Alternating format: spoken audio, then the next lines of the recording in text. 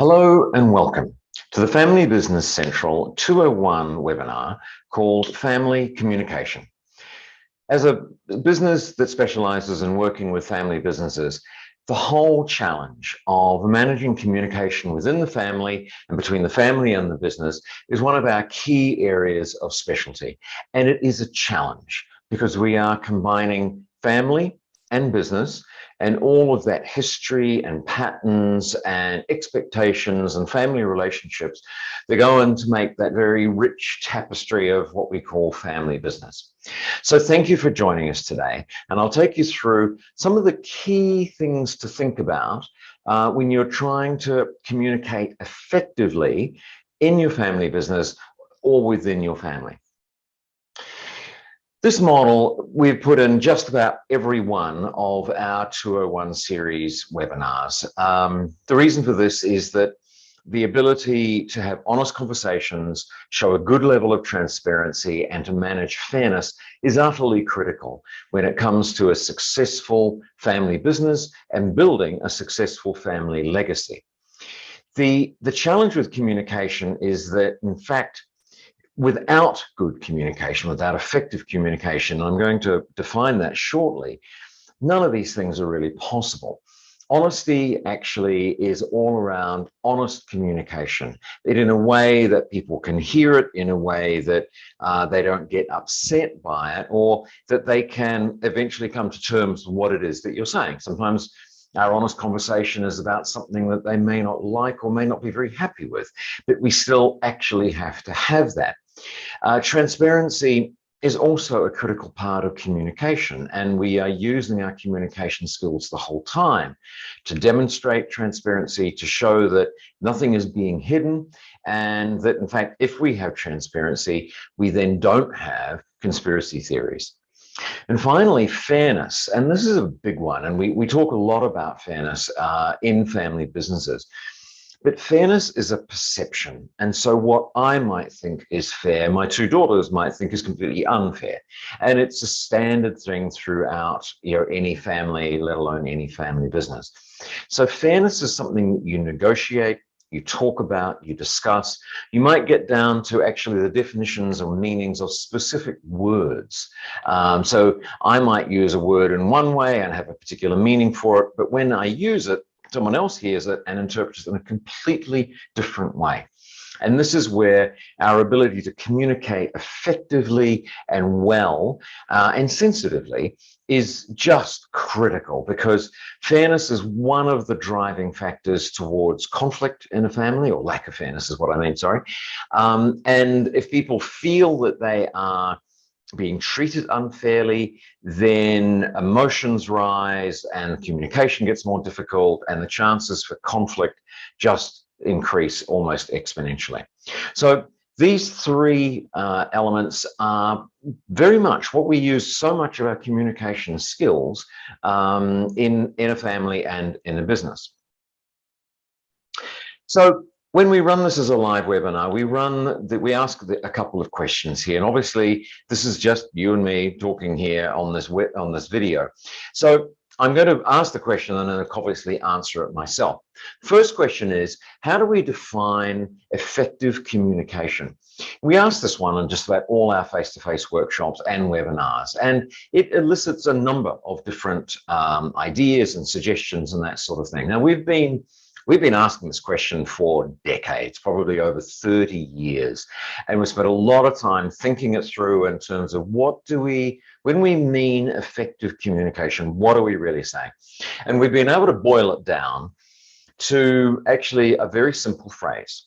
Effective communication is where the impact of your message is the same, or as near as possible the same, as the intent of your message. So in shorthand, we talk about the intent versus the impact of your message. So if you think about it, you'll go and say something to a family member. I'll go and talk to my daughter, and I'll have at some level an intent of what that message is. It might be just asking her politely to do something. I don't think it's a very big deal, so on and so on. I say it, or I get that message across in whatever way I do that. And the impact on her is one of, I'm nagging again, I'm not listening to her, I don't appreciate that she's busy, that sort of thing. Therefore, not effective communication. So the impact is completely different to the actual intent of what I wanted. And if you think about it, this is what's going on so much of the time when we're communicating within our family, with our colleagues, with our peers, almost any situation. And so our aim is constantly trying to think, how do we put this message? How do we send it in such a way that they'll get it the way I actually intend them to get it? Now, that's nice and easy to say. It is not particularly easy to do. And when things like emotions start to rise, tension is starting to rise, or the stakes are really high, the chances of miscommunication really become very high, and you've got to be very careful. So you'll see people who are very good mediators or who are very good negotiators become extraordinarily careful in how they say things and the words they use, and they're constantly looking for all the signs, mainly non-verbal, that that message might not have been taken the way it was intended to be taken. So that's our first question. How do we define effective communication? It's intent versus impact. Does the impact equal the intent that we had? The second question that we ask is, why is this so difficult in families? Why is it so challenging? And there's a number of reasons, because in some ways, almost talking to strangers is slightly easier. And in some ways it is, and in some ways it isn't. With families, they know us so well. They are the people who we have grown up with, or that we have been part of their lives and them part of our lives for almost as long as we can remember. And so we set up a lot of patterns, and some of those patterns are really positive and really good. And when they are really positive and really good, there's almost a shorthand. And there's almost that sense of, you really don't need to finish the sentence because they know exactly what you're going to say. That's where communication is just outstanding. And you don't get that with strangers. The other side is that when the pattern is not good, they potentially will jump to conclusions. They will, think they know what you're saying. They will misinterpret what you're saying. And that becomes a real problem. And so the challenge with families is that we have a lot of very ingrained patterns, and I'm going to talk quite a lot about this. In our other webinar, which is around resolving family conflict, we go into great detail on this. So if you want more information, I would suggest you have a look at that particular webinar. But this it can be very good in families, and it can be an absolute and utter nightmare in families. So let's just do a bit of a breakdown of that. The challenge is, of course, that difference between the intent and the impact. And literally, this can be the difference in the interpretation of one word. You might use a word which for the other person it just has a particularly different or powerful meaning to them than you have. And so we are constantly watching, as I said just before, and monitoring, because we can see we have our facial expressions are extraordinary, and if we watch and learn to watch people, we can see the differences here. And it might just be a slight frown line, or it might be something happening in the corner of the mouth. We are constantly watching and managing this difference between intent versus impact, and everybody is having to do this. I certainly have to struggle with it just like anybody else, right? The theory is one thing, doing it and practicing it that's where it's at. And, I still practice a lot. Other communication challenges with families is that there's an emotional connection. We for a lot of time in a lot of families, we care about each other, we love each other, we're connected. And so there's often this not wanting to upset one another, not wanting to disappoint one another, not wanting to rock the boat, not wanting to mention unpleasant things. Now, there's absolutely a time and place for this. But equally, as I was saying before about honest conversations in the second slide that I put up, the there is the need at times to be honest and to be able to say actually what really needs to be said. Part of our work when we get families in a room and we're developing a family charter is to raise some issues that might be difficult. It might be we raise an issue about someone who might have passed in the family, or an event that happened and that sort of thing, because the implications of those events rumble on in families. And it's not until you actually get a chance to talk about it in a way where it's okay and people don't feel attacked and that sort of thing, that often you can put a lot of that stuff to rest. So there is sometimes that in families, that sense of don't talk about certain things, don't mention certain things, and that can create problems. You get torn loyalties. You get family members, again, not wanting to upset certain people, or there is a sort of sometimes in families, there's what we call a protected species. And so it makes actually communicating honestly, well, and clearly very difficult. The patterns of behavior, and as I said, we talk about this a lot. In families, there are always patterns, and they're extremely useful. I've spent a lot of my professional life studying these. A great deal of my research has gone into how we work and influence and manage these patterns of behaviors, particularly in families. They are usually very powerful. And they're often very ingrained, and they're effectively, they start making up what we would call the culture of the family. And don't get me wrong, most patterns of behavior are actually really good. There are just every so often there are ones that actually become a real problem. And so when we're communicating, the challenge is that it's very easy in the family to get into a certain pattern very quickly. And there's that sense of, oh, here we go again. I'm going to say that. They're going to react that way. I'm then going to react to that. And then they're going to react to what I just said. And off you go.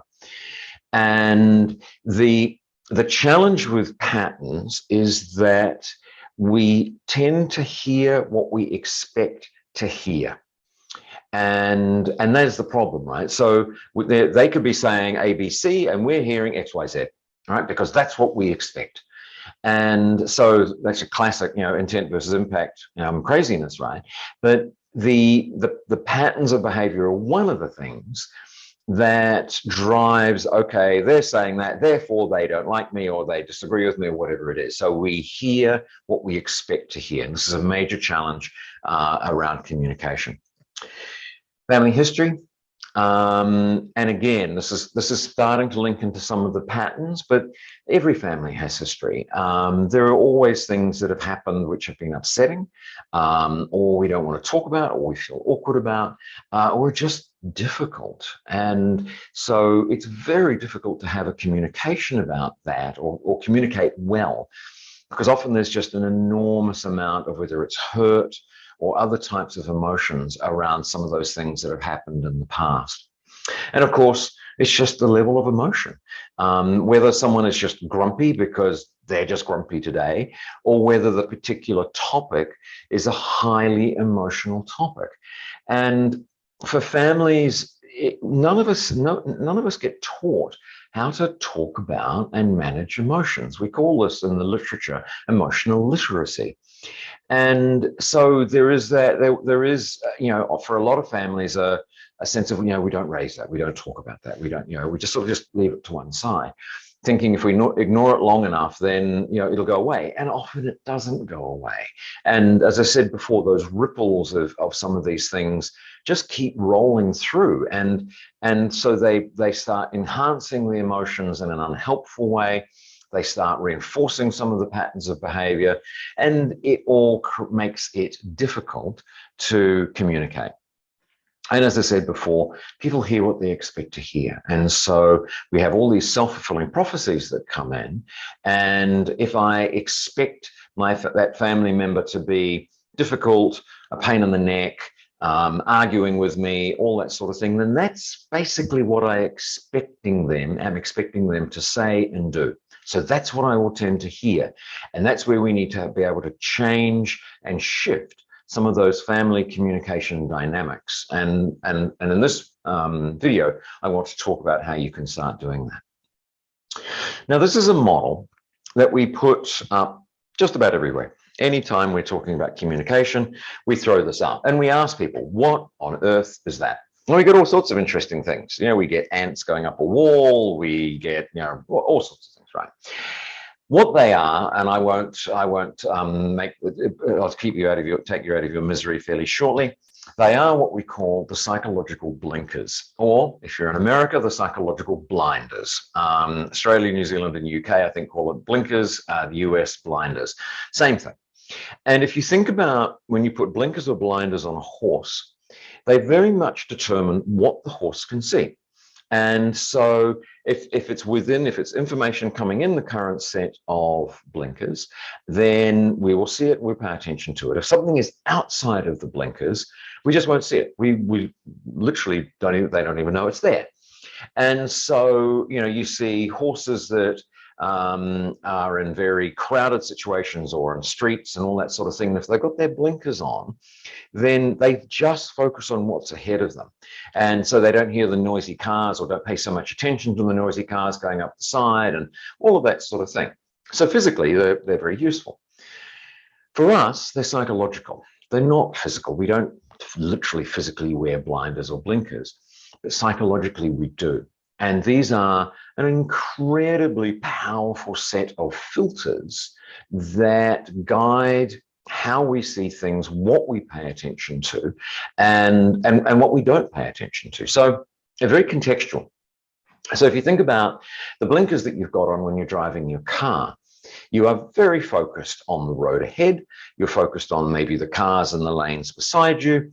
You're focused on the speed. You're wondering, is there a speed camera up there? You're thinking, gosh, I'm late. Can I duck into that side road and get the sneaky back route there? Those are the things that we focus on. We don't focus on necessarily the architecture of the house nearby or the color of someone's back fence as we drive past or anything like that. We're very focused on driving. And the really interesting comparison to make is sit in the passenger seat of a car and have someone else drive on a road that you have driven down a lot. And look at what you see, because as a passenger, you have a different set of blinkers and you see things completely differently. And you notice things you haven't noticed before. And you go, wow, I didn't know there was those sort of trees there or that color back fence or whatever it is, right? So these things are extraordinarily powerful. So things that start shaping them up are literally the context and what we're trying to do. Are we trying to drive? Are we in a meeting? Are we sitting on the beach having just a relaxed time? You know, what's the context there? Our level of emotion will drive the blinkers. If we just don't care about it, it's fine. Yeah, who cares?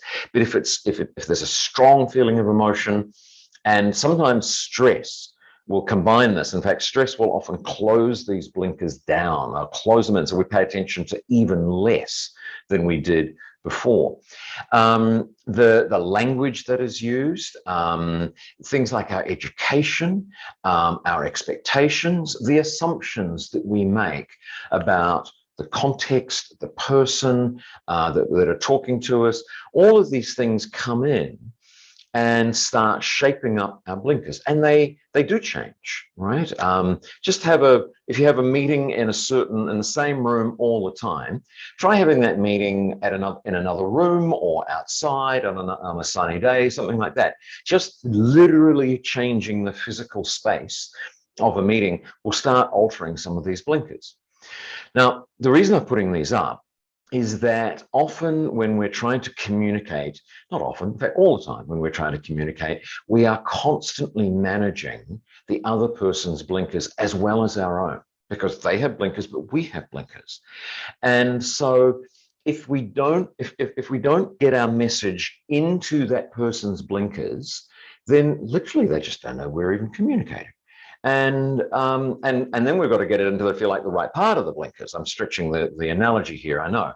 But the first thing is they've got to know that we're trying to talk to them and then try and get that correct message. Equally, they will be communicating back to us.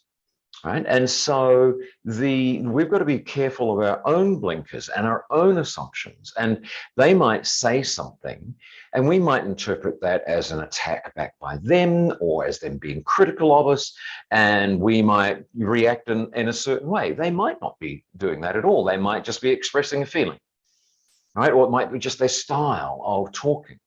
So this managing of blinkers, both for ourselves and for the other party, is incredibly important. And we're particularly looking at how do we start shifting the assumptions that are actually going to hold these blinkers in place. Because if we can start shifting some of the assumptions, then the blinkers start changing and we start paying attention to other information. And that's incredibly useful and incredibly important. I'll refer to blinkers as we go through a lot on this video. So I just want to spend a little bit of time, not too much, on literally how we send messages.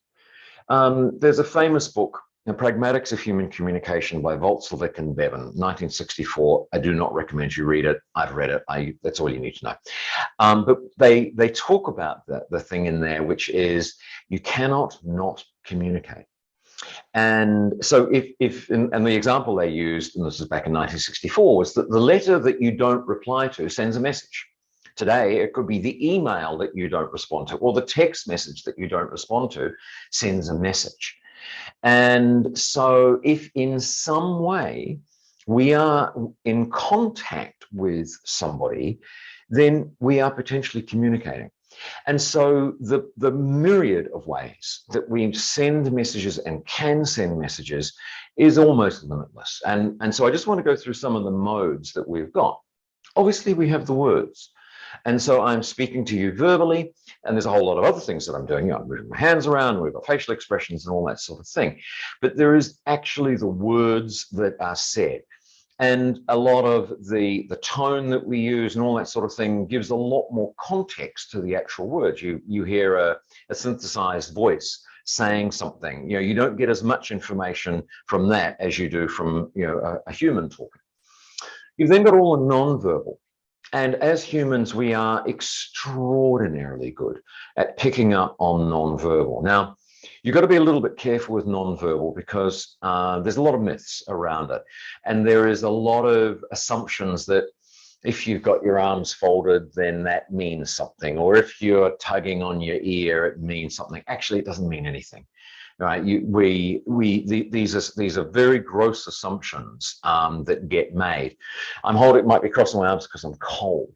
Right? Now, it might be that I'm feeling defensive, but it may not be. You've just got to be so careful with the assumptions that you make about parts of nonverbal.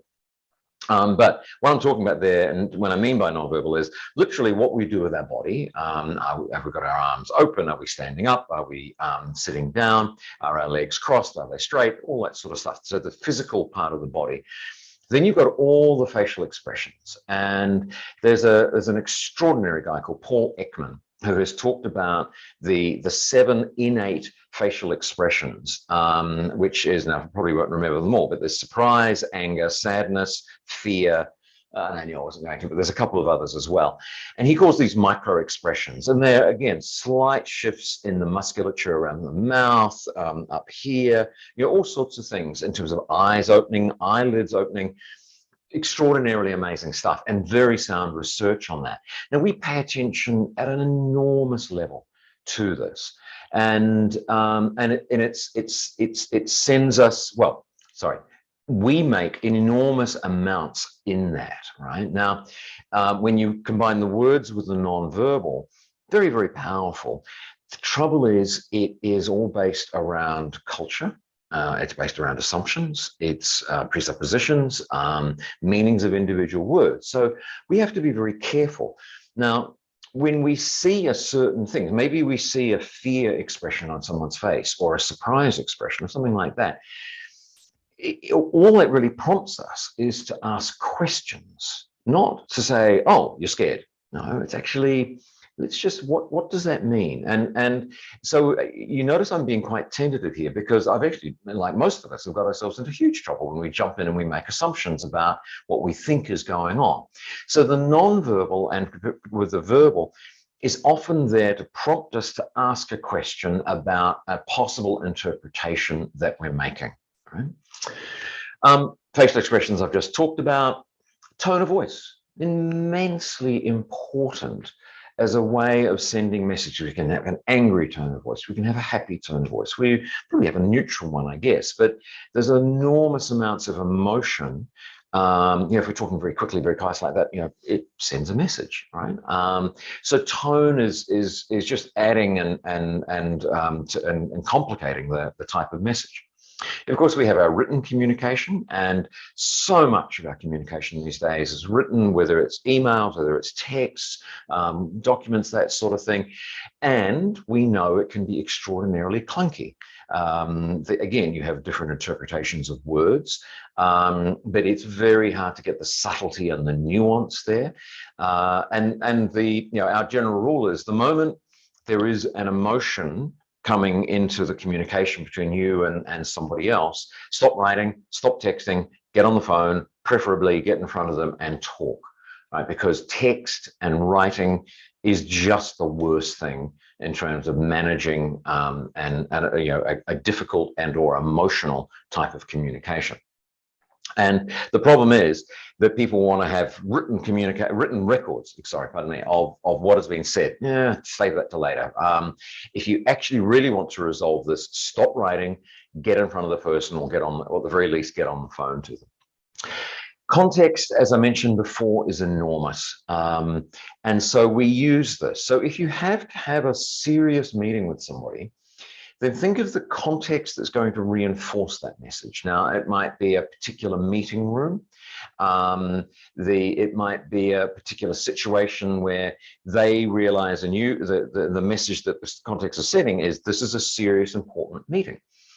So you might have a board meeting that is important. So you're in a boardroom with all those symbols, the suits, the ties, the formal attire, at the shiny board table, all that sort of thing. There's a context, and they're sending all sorts of messages. That's completely different than if you're walking along a boulevard or towards a beach or someone like that. Very different context and appropriate for a number of conversations. Combine that with what we call the symbolic ways we communicate. I mentioned before the clothing that we might wear, the jewelry we might have, how we're wearing our clothing, all of that sort of stuff. Again, these are all interpretations. They're all assumptions. And there's massive cultural implications here that we have to be incredibly, incredibly careful of.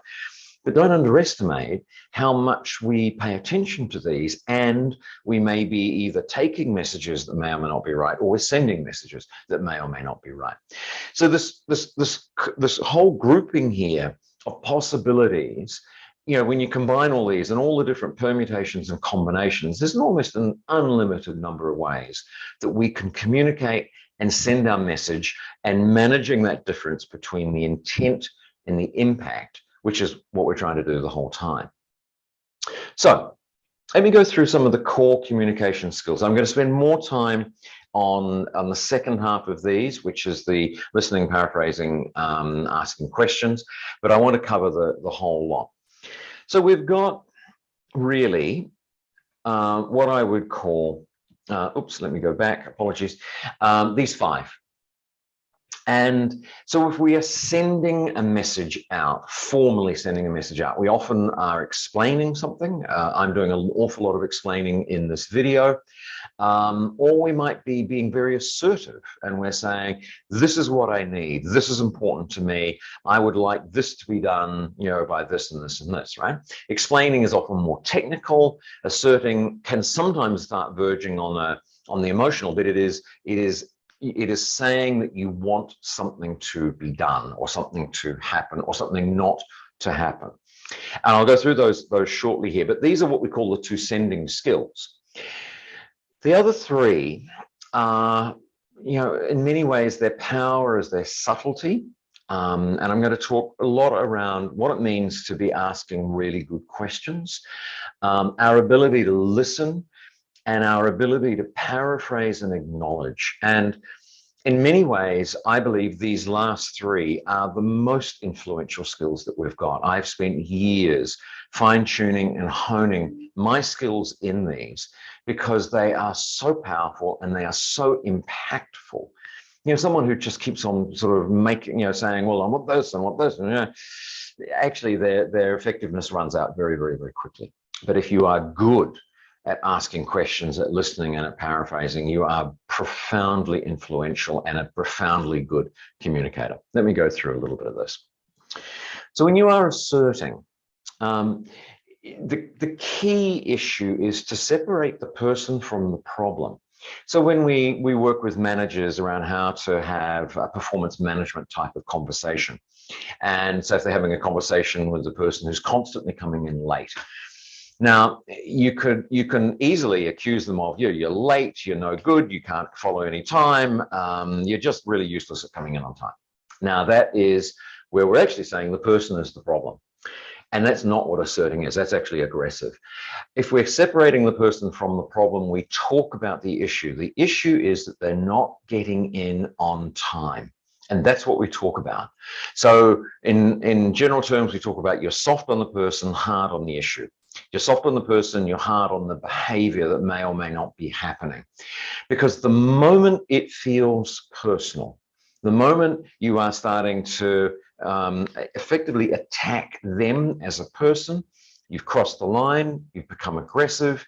And when someone feels an aggression coming at them, they have one of several responses. They either attack back, or they go underneath, they go quiet, they'll just shut right down, or they'll go passive aggressive, they look like they're hearing you, and then they'll get you back later on. Right? None of which are helpful interaction. So if you're going to be assertive, you've got to be very clear. You focus on the issue and not the person. There's often quite a lot of I statements. I need, it's important to me that. Can we ensure that this sort of thing happens, right? So and I mean, I know there's other words than I, but it's basically, this is what I want to occur. The other thing that you can talk about is your perception, right? So the way I perceive this is this. This is my perception of X, Y, and Z. Now, the really nice thing with that is that it's your perception. No one can argue, that's how you are currently perceiving it. They can't say, no, you don't perceive it that way, because, well, actually I do. That's my perception. So you're staying with how you perceive it. You're staying with the way that this is what I need to happen, that sort of thing. And it's really important to know this difference between when you're being assertive and when you're being aggressive. Again, it becomes an intent versus impact issue, because while I might say something and I believe that I'm being completely assertive, and in fact I might have some independent observers saying, yes, Phil, you've been completely assertive. If the impact on the person is actually of me being aggressive and they feel attacked personally, it's aggressive. That's the impact. Right? So I need to shift things around, because if that is the interpretation, then we start getting into a fight. I start getting aggressive, they start either fighting back or they close down. And again, that's not particularly helpful in whatever we're trying to actually discuss or resolve here. So this is you can have the technical difference between being assertive and aggressive. Ultimately, it comes down to the intent versus impact. Now, explaining. Explaining is different, and at one level easier and another level a bit tricky. Explaining is often devoid of emotion. So it's rare for you to run into the issues that you do with asserting, where people are feeling like they're being blamed or that they're being attacked or that's aggressive or something like that. So explaining is very logical. It's laying things out in a very logical sequence. You're explaining a particular process. You're explaining why something needs to be done in a certain way, that sort of thing. So it's logical, it's factual, and it's rational. And there's its problem, because it's really deeply boring. And the attention span is about 30 seconds, maybe 60 seconds. Maybe I'll give you a minute and a half, right? But not much more than that. And I remember myself, I went to a conference, and it was a topic I was particularly interested in. And this person got up, and they are an expert in this particular area. It was nothing to do with communication, by the way. And they explained every single technical step that they went through, and it was really boring, and it was in a monotone voice. And after 4 minutes, and I was really keen to hear what this person was saying, I drifted off trying to work out, what I was going to have for dinner, or, where I was going to get a beer later, and that sort of thing. So the logical and rational part is a challenge. It's technically correct, but if they've zoned out, then you're not getting your information across. So we often use analogies, and that helps. That will fires up the brain, especially if there's a bit of humor in there. I'll go back. Where if you have an analogy for what is going on. Now, I remember when I was studying medical physiology at university, and there are, I think it is correct, 6 cranial nerves. And these are big, long Latin names. And I remember the professor, and he was this crusty old professor, talking about these cranial nerves. And he came up with a mnemonic of how we were to remember these cranial nerves. Now, actually, to be honest, I can't remember the mnemonic. It was well over 30 years ago, but I remembered it well enough for the exams because it was probably one of the crudest mnemonics I've ever heard. The whole room was shocked that the professor was using this information, but actually it got through. We remembered that mnemonic was all noted down, and we all passed that particular part of the exam. So if you use analogy, so it could be, I remember an IT bloke talking to me about systems architecture. And he used the analogy. He said, well, it's like when you're designing a house and you want to make sure that the house is going to be strong enough that the pillars are in the right place and the information conduits going up and down and all that sort of thing. Now, I'm not an IT person, but that analogy worked really nicely for me as a way of going, oh, okay, I have a sort of a rough idea of what a system architect does. For you real system architects out there, please let me know if I'm completely off the mark on that one. So now let's go into the other 3, and I'm going to spend more time on these. Questions are one of the most amazing skills that we have. And often the person who is asking the questions really technically is actually in control of the conversation. Most people don't realize that, but you often guide the conversation very subtly but very powerfully by the questions that you ask, and also the questions that you don't ask. Now, often people think questions are either 2 types, open or closed. Right? Now, open question. So tell me what you feel about the current situation going on, and wherever it is. You'll get hopefully some sort of longer reply versus is that shirt you're wearing pink right now, sort of stuff, right? Yeah, to be honest, it's not particularly helpful as a way of thinking about that. The most powerful questions, and they can be open and they can be closed, are the ones that actually make people think. And so often it's the impact on the person that the question has, which is what we really are looking for. And so if I ask somebody a question and they are able to give me immediately a very full answer, lots of detail, lots of information, they can talk for a minute or 2 in response to my question.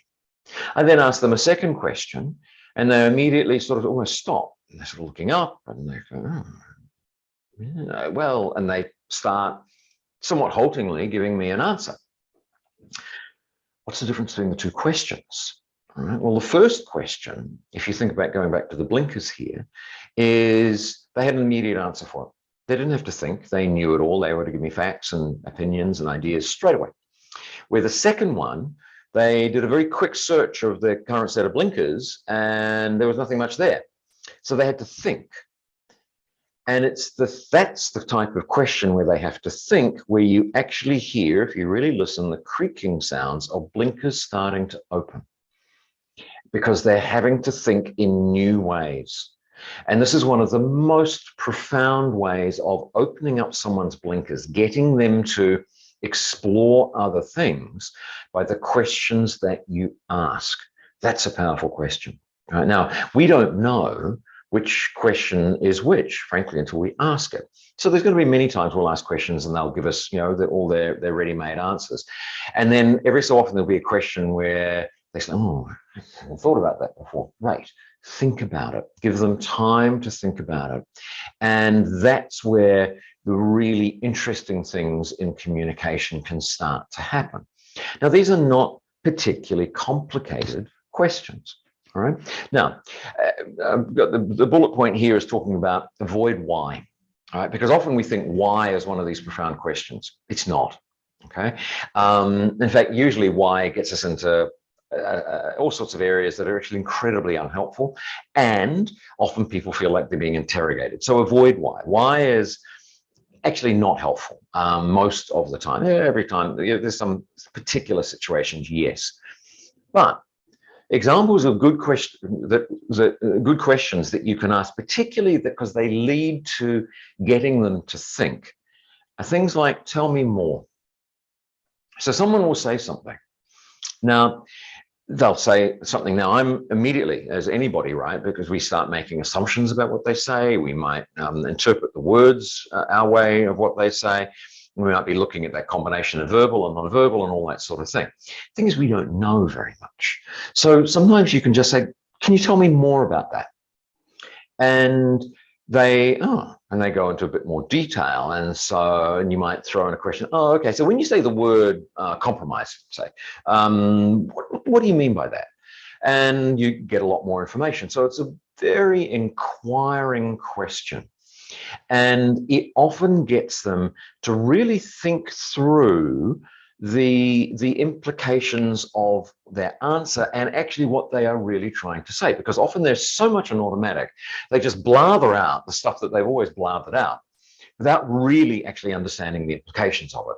And this is actually, interestingly, one of the few ways that you can work with people who are absolutely bought into a particular conspiracy theory, because you get them to really just unpack it. And so how would this happen? Tell me more on that. Why would that be the case? Oh, okay. So tell me more there. So, and you get them into the detail, and then suddenly the flaws in the argument start becoming a real problem. And so it's this tell me more is just a beautifully elegant question. Now, the more specific one is when you're asking them, so what do you base that on? All right. And so they'll say something and you go, okay, interestingly, so what do you base that on? What's your, where's your thinking come from on that? Because you're actually asking them very politely to justify themselves. The other question that we ask is, what else? So sometimes when I'm working with people, I'll ask a question and okay, so what's your thinking on this particular issue there? And they start giving me an answer. Oh, okay, and what else? So in their first response, I've unloaded everything that's in their current set of blinkers. I ask what else, and they dig around and they find a few more things in their blinkers, and they go, oh, okay, and then I'll throw in a second one. Go, okay, and what else? And by that stage, they have to really start opening their blinkers. And because, you've asked a perfectly reasonable question, a very simple question. And so you're getting them to think, and they're getting out of automatic. They're becoming very consciously aware of what they're saying. And you're actually starting to have a really useful and valuable conversation. So the what else is really great. Right? It's such a simple thing. You can, of course, overuse it, go into that 10 times, and they're going to start, shouting at you for, stop asking me that question. But use it judiciously, and it's just wonderful. So, listening. Now, in many ways, listening is the hardest of the skills. And yet, all we're doing is shutting up and making eye contact and nodding our heads a little bit and listening to them. The problem is all within ourselves. And so if we are really listening, because we can listen to load up, we can be nodding, paying attention, and we go, okay, I've got you there. I can get you on that one. They see it. You see it a mile off, right? So a good listener is actually suspending their own opinion, because they're really trying to get a sense of what is it that this person is saying, rather than I think what this person is saying is a load of crap, right? So it's a difficult one. This is where it gets so hard because it's us. And as a family member, it's even more difficult because we have all our opinions and all our ideas and all the relationships and all the things that they've done that have annoyed us and so on, all that history, all packed in there. And we're now trying to suspend our own opinion about what they're saying. And part of probably one of the key things when we're communicating in a difficult situation is to slow the process down. And because often it just gets so fast and you've got someone firing and another one firing and so on and so on. So we just got to slow it all down and start asking questions in terms of when you say that word, what does that mean? Paraphrasing, which I'll talk about in a minute, that sort of thing. And you're just listening to what they're saying. So suspending your own opinion, really wonderful and easy to say, but not so easy to do. Listening without loading up, what I mentioned before. If you're listening to load up, you're listening to argue. Right, and they'll see it, and so you're listening to be able to shoot their argument down in some way or another, and so technically you're in a bit of a fight. All right, so you're trying very hard not to do that. This is a Reichian term, listening with the third ear, because what we're trying to do is really listen to what they're not saying. What words are they not using? What issues are they not bringing up? And what do they really want us to hear? And sometimes it's part of the emotion. Sometimes it's part of the vehemence that they have about the situation. Could be all sorts of things. But it's actually being able to have that presence to just listen and go, okay, this is what you're really trying to tell me, which may be completely different to the words. And even the emotions that you're seeing, but it's a beautiful phrase. And so we listen for emotion, and when we start hearing emotion or feeling it sometimes, we know that's important. We know that this is significant for them, and because they're getting emotional, it's not a cold, rational conversation. This is an emotion. This is important to them in some way. And I think one of the key challenges for us is knowing the difference between understanding and agreeing. Because I think what challenges us so much is when we're listening to somebody, and we're really listening, is the fear, unfounded, but the fear that we have, and we all have this, of if I really listen to this person, particularly if I'm in a challenging conversation with them or an argument with them even, then they might think I'm agreeing. Right? So if I really suspend my opinion, I'm not loading up, I'm listening with the third ear, I'm listening for the emotion, blah, blah, blah, and I really do that well, they might interpret me and what I'm doing and my good listening as, oh, Phil agrees with me. There's nothing that says in this listening game, you have to agree with them in the slightest. The more you can understand where they come from, that's incredibly valuable, right? Agreeing? No, you don't have to agree. No one says nothing, no rules in the rule book says you have to agree with anything. Understanding, though, will get you a really long way. And that's being able to manage the difference between understanding and agreeing. And that is where paraphrasing comes in. And paraphrasing, I think, is the poor cousin. It's often seen as the poor cousin. People talk about listening and asking questions, but they don't talk much about paraphrasing. Paraphrasing is beautiful and incredibly powerful. I probably use this probably more than any other skill. Right? I use it professionally. When I'm talking in my family, I try and use it as much as I can. It is an incredibly powerful and important and actually pretty easy skill to use. So if you're paraphrasing something, you are often using it as a way of acknowledging the emotion. And often if someone is feeling emotional, they're saying something that has an emotional element to it. As I said before, they feel very strongly about it. It's often incredibly useful just to acknowledge that and go, gosh, this is something you really do feel very strongly about. Because often that is really hearing them. And often it's like you've just let the pressure down out of the tire so much so that they just relax, almost like they have been heard, they have been acknowledged. The importance of the topic has been acknowledged to them. So paraphrasing is part of that. It does not involve the phrase, I hear what you're saying. All right? That phrase absolutely drives me insane. It's patronizing and it's lazy, lazy, lazy paraphrasing skills. So you sit there and you go, gosh, I hear what you're saying. I hear what you're you deserve to be slapped, quite frankly, right? It will drive them bonkers and it is meaningless and patronizing. Erase it from your vocabulary. So there are 3 parts to a paraphrase. And broadly, what you're doing is you are summarizing what they're saying. Now, we've actually taken it down into 3 components, which are really important. And it goes back to this understanding but not agreeing. So the first part is the phrase, from your perspective, you're saying blah, blah, blah. So you always start a paraphrase with from your point of view or from your perspective or if I'm hearing you correctly. And that little phrase at the beginning is actually saying to them, even though they're not consciously aware, they get the message that this is their stuff, not yours. You are trying to really get an understanding of what they are saying.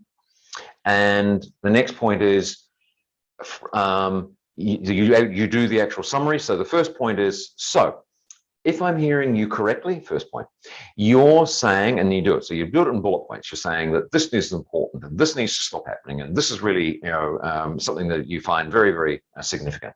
So you do a little dot point thing. Right? And then the third part is you ask to be corrected if necessary. So am I on the right track here? All right. So let me just go through that again. So the first part is from your perspective. The middle part, the second one is you then do you're saying this and this and this. Am I on the right track? Am I correct? Correct me if I'm wrong. All right. So that's the 3 parts. And it sends a message that this is their stuff. It is sending a message of this is how you've interpreted their stuff. And then the final part is this a correct interpretation? All right. And sometimes I'll go, no, it's not right. Okay, great. Tell me again. All right. Because it's really important you get this right. A lot of the time they'll go, yes, that's exactly it. And again, you see the pressure valve release. It's like they have been heard. You haven't given up anything. You've just got a massive level of understanding of where they're coming from. This communication has significantly just improved. You're working with them, they're working with you, and you're onto a much more productive line of communication. This is why this is such what we call an elegantly simple skill, and one that I'd be encouraging you to be practicing and working on. You can see my 3 bullet points there. Create your own, but you know what I'm trying to, each one is actually trying to say there.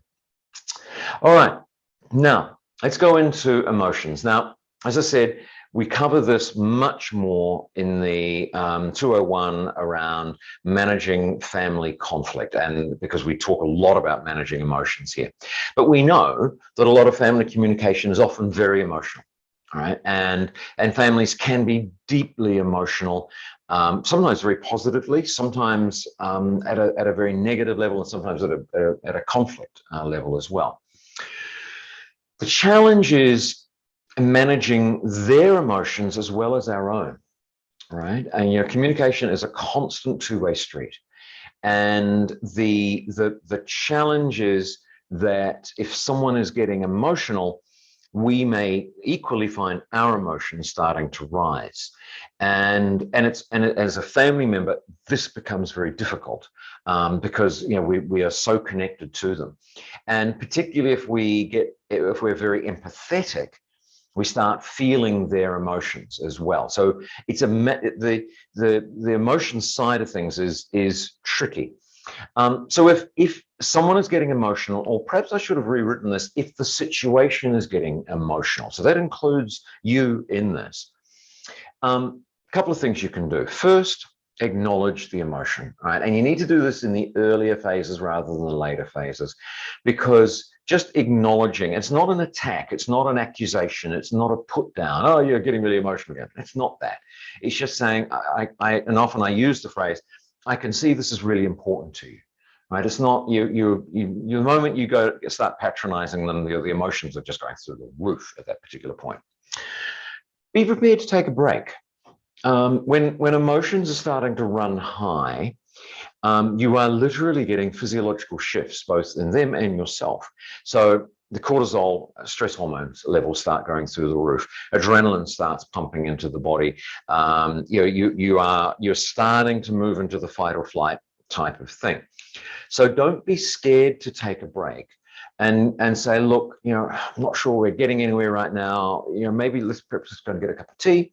Or you might say, look, can we just have a quick break? I'd like to have a bit of a think, or I need to go to the toilet, or something like that. Find a reason to take a break, because what you don't want is for the emotion to get so high that it starts getting really crazy, because sometimes then people can say things that they can't unsay. Obviously, be very aware of your own emotions. It starts becoming very tempting to react rather than to actually consider what needs to be said. And then we start getting into the patterns, right? And the patterns involve all these emotions and all this sort of stuff. The challenge with families is these patterns are old. They go back to when we were in the sandpit, right? When we were stealing each other's toys, when one got the ice cream and the other one didn't, type of thing. So these patterns are deeply ingrained. All right. The thing with patterns is they are both predictable and familiar. Now, again, this is much more. We go into a lot more detail around these particular patterns in the managing conflict one. But there's that phrase of "here we go again," right? Now, not all patterns are a problem, right? And in fact, we're only really interested in the ones that are a problem when they're very negative, because they're actually getting in the way of us being able to have a conversation, deal with an issue, or whatever it is. Patterns can often be very positive. The joy that you have when you're having a lovely conversation with a family member, or you're sitting around the table at dinner. When my daughter and I, for example, we get into this whole banter. And it's a very predictable banter, and I love it, and she loves it, right? And so it's very, very, very positive. Or they can just neutral, right? So it's really the ones we're really worried about is when it's creating a problem and it's a negative pattern here. And you're in a pattern when you've got that sense of it's familiar, and you are very accurately able to predict almost to the word what they're going to say next. And they're actually able to predict it for you as well in terms of what you're going to say next. So when you get that feeling of, oh, here we go again, they're going to do this, and then I'm going to do that, and then they're going to do that, and off you go. And so sometimes one of the things that you can say here is you can predict, and you go, look, we're back in our old pattern. Can we just, and sometimes it's worth just taking a break. And you say, look, you and I both know where this is going to end. Let's just stop for the moment, because we actually want to have a constructive conversation. And so what we're often trying to do is looking for what we call a positive surprise. And so what this is talking about is if you're in a pattern, because we often think, okay, my sister has said this to me, and then I'm going to say that, and then she's going to respond, and so on and so on. And so it becomes predictable. Now, what we're looking for is if I did something or I didn't do something, what would surprise her? Because everything I'm doing actually is just, she's expecting. Right? She's expecting to be grumpy, or to say a certain thing in a certain way, or have a slightly cynical tone about my voice, right? But if I can actually do something that is a surprise for her, then it becomes a different communication. Again, we cover this in great detail in the conflict one, because it's a very powerful tool. But if you find that you're getting into these patterns that are unhelpful all the time, step back, sometimes take a break, and try and think, what would I do that would surprise that person, that they're just not expecting me to either say or do in a positive way, all right? So Let's do a bit of a summary here around what are good communicators. So you're constantly aware of the impact of your message versus actually what was really the intent of your message. You manage your emotions and you're aware of your emotions. Right? We are highly emotional beings. When we communicate with family, they are, these are really important and powerful influences on our lives. So emotions come into this often in a big way. The more you can listen, ask questions, and paraphrase, the more effective you're going to be. Most of us are pretty good at being assertive and explaining, right? Which is why I didn't spend so much time on that. But these three are some of the most powerful ways of facilitating good conversations. And sometimes we then go first. Talk to us. Tell me what your thoughts are, right? And really listen and really ask the questions and paraphrase so that they know that they have been heard. I mean, that's probably one of the other key things with a paraphrase, right? When you paraphrase well, they often just relax because it's like, oh, I have been heard. And for a lot of conflict in families, that's all they need. They just want to know that they have been heard. They don't have to even be right. So it is such a powerful, powerful tool. Beware of these old patterns, and there are a number of tools of how to get out of these. Slow the process down. Because these patterns often we slip into them so fast and we're firing back and forth. Slow it down. All right, take breaks. Don't go into your paraphrasing. Stop to ask a lot of questions and really listen to what they're saying. Slow the process down. It helps hugely. And constantly try to work out, how do I get this message across so that they get it the way I really intend it to be got? Now, again, easy to say, but not so easy to do at times. Anyway, this is the end of this particular webinar. Hope you've enjoyed it. I'd be very interested in any feedback or any thoughts you've got. Please do not hesitate to get in touch with us if you would like to chat further. There's my email, Vivian's email, and Bob's email, and our phone numbers there. Please do get in touch, and good luck with this all, and practice, and send us your feedback when you get a chance. Thanks, and goodbye.